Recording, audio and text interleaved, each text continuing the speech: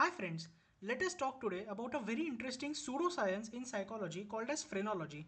So what was phrenology?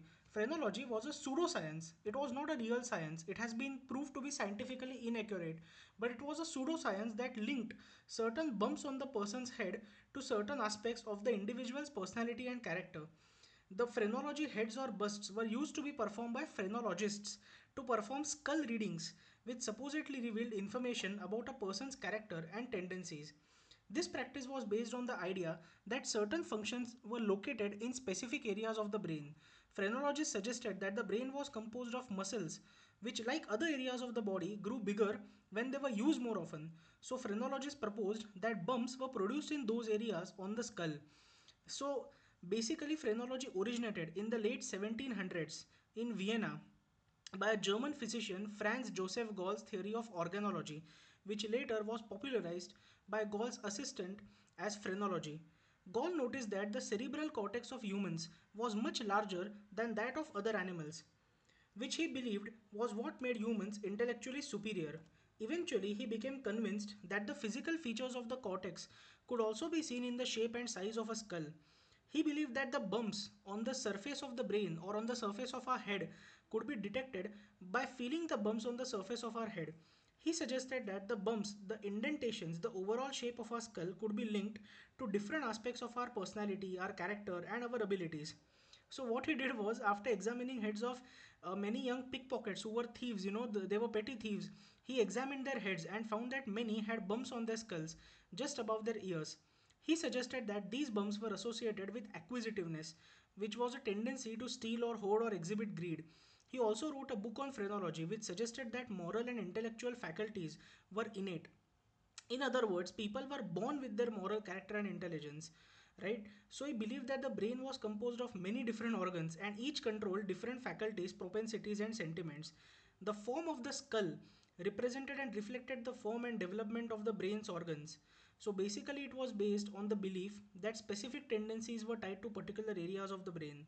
The phrenologists also believed that these abilities were tied to the size of that region of the brain, which was reflected by the bumps on the outside of the skull. So Gall also sought support for his ideas by measuring the skulls of people in prisons, hospitals, schools, different areas, especially people who had very odd shaped heads. They were his special subjects.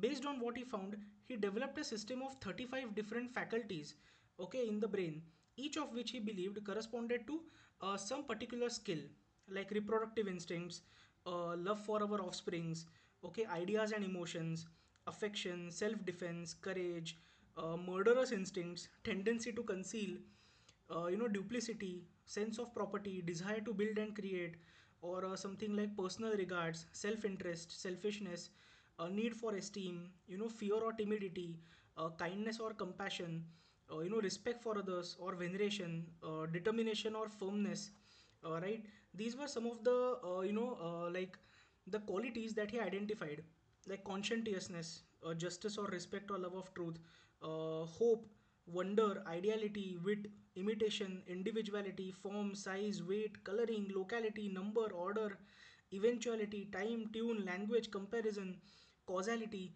All these features or qualities of a person, of a person's personality, were identified by Gall as being represented by the bumps on our head. So today this theory might sound very very weird, but in the 18th and 19th century, this theory was extremely popular. There were proper centers and people went there and got their heads checked, to get the idea of their personality. So during a skull reading, a phrenologist would carefully feel that individual's head and make notes of the bumps and indentations. The phrenologist would compare these findings to that of a phrenology bust in order to determine what the surface of the skull had to say about the individual's natural aptitudes, character, and tendencies. Finally, scientists they discredited phrenology by the mid 1800s. Although phrenology readings continued to have moments of popularity during the late 1800s and even early 1900s, but today it is regarded as a pseudoscience. It is exactly compared to something like astrology or something like palm reading, palmistry, or something like that. So today it is not considered a science at all. So ultimately, it was shown to be pseudoscience. But the contribution of phrenology to modern psychology is that it gave an idea that certain abilities might be linked to specific areas of the brain, and that is one idea that has stuck in psychology. So today neurologists they have proved that different parts of the brain perform different functions. So that is one idea which was originated by phrenology. Ultimately, this science, pseudoscience, so to say, because it lacked scientific rigor, it was criticized to a great extent. Although it was criticized, it became extremely popular. Having your head examined by some phrenologists was a very popular activity in the 18th and 19th centuries. So phrenology also gained many followers, but it was also criticized by many, scientists and many psychologists or psychiatrists or neurologists who were studying the brain scientifically. The Catholic Church also discredited phrenology completely.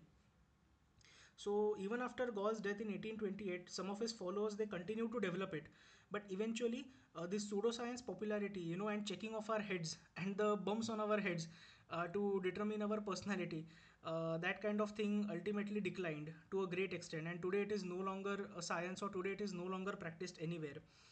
But during the early to mid 1800s, a renowned French physician, Marie Jean Curie Florence, who was a pioneer in brain studies and cerebral localization, he found that fundamental assumption of phrenology, that the bumps or contours of the skull, the bumps on our skull, corresponded to underlying shape of the brain, although it was completely wrong.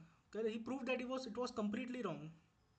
But that idea that certain regions of our brain are related to certain functions has stayed, right? So ultimately it was concluded that phrenology was a pseudoscience of the present day, just like astrology, or just like alchemistry, or alchemy, or something like that.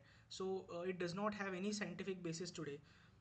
So it has been identified as a pseudoscience, but it has a great influence, and it has made some contributions in neurology, like we discussed. It has helped researchers become more interested in the concept of cortical localization, an idea that suggested that certain mental functions were localized in particular brain areas.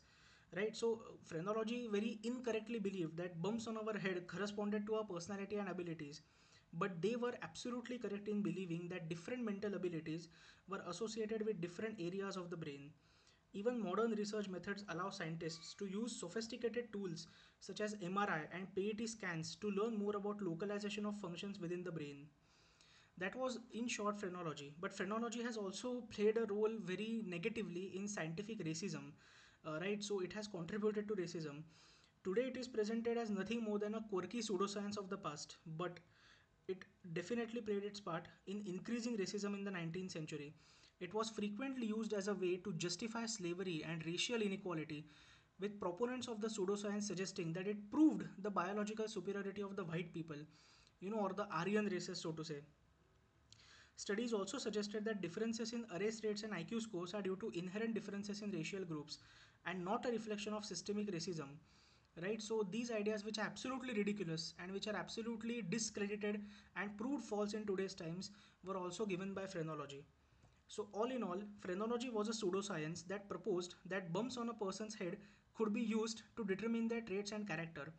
Although it was briefly popular during the Victorian era, phrenology heads or busts were often used to read a person's personality. While brain researchers eventually demonstrated that phrenology was absolutely incorrect, but it did help inspire research on localization of brain function, which played an important part in the development of neurology. Phrenology also represented a form of scientific racism since it was used to support racist beliefs and practices. So, all in all, it's a good thing that we have buried this science, this pseudoscience of the past, into the graves of the past. Thank you so much for listening.